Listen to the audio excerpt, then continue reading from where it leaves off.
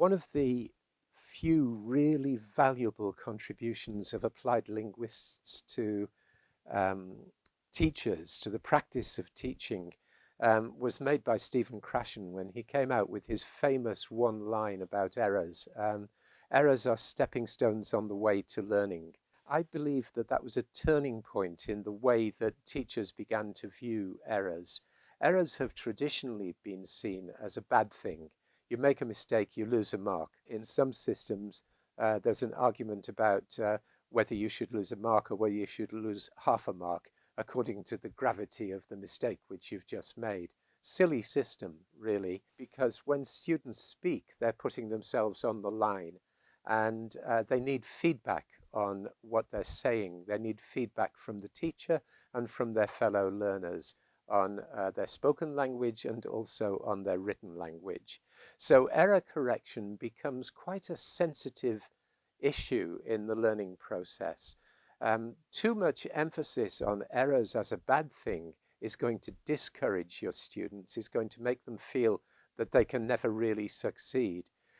So in spoken language, I think you need to let fluency flow whenever there is a task which demands it, and you can work on errors with the group afterwards without blaming individuals for making mistakes. In written language, the dreaded red ink comes into play, and very often students get their work given back to them covered in red ink, indicating the number of errors that they've made.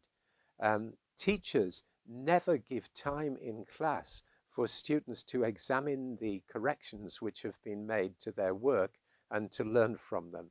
So for me, correcting written work is a process which contributes enormously to learning if it's done in a sensitive way. I don't correct, I simply indicate errors on my students' work.